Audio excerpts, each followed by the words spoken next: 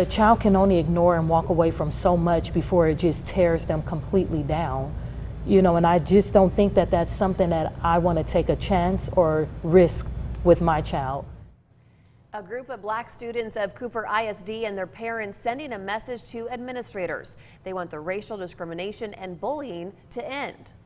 Hi there, I'm Lauren Motter. I'm Brian Mudd. They're taking action in the form of that letter to Cooper school leaders, demanding changes be made, and they say their children have been called racial slurs and treated terribly. KMAC's Ryan Chandler spoke with them and their parents. I went to Lower Bush Middle School for 1 year, and during that time I was experienced by calling the N-word, being called the monkey, which is hard for me to think. I even went to the principal multiple times, and they never did anything about it. September is when we had our first incident of my child being called the N-word. My daughter had an incident the first day of school. She came home like hysterical, like a little girl, not of our color, proceeded to say the N-word on the bus. My friends had told me that someone made a page about us, and it was just me, my friends, and a couple of other black kids just on there.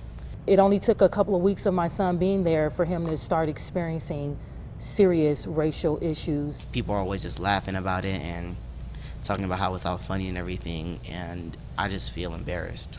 An indifference to discrimination. That's what black parents and students as young as 11 say has harmed their education at Laura Bush Middle School for a year.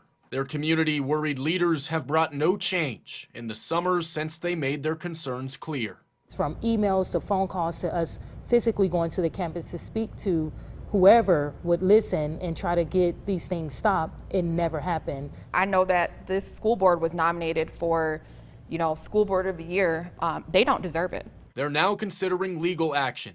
A Dallas civil rights firm telling the district their alleged lack of action could constitute a violation of equal protection. Black students who go into this school district, who end up attending Laura Bush Middle School, are treated differently. And we're asking the school to actually do something, to come to this day and age in 2022 and understand that race discrimination needs to be held accountable. They give the district 14 days to respond, but parents are eager to make change in the classroom instead of a courtroom, fearing their child's experience may only get worse. This can lead to something very devastating. A child can only ignore and walk away from so much before it just tears them completely down. They're tired. They're tired of it, and they're hoping that something ends, and I hope that it ends too. Ryan Chandler, KMAC News. And Ryan, new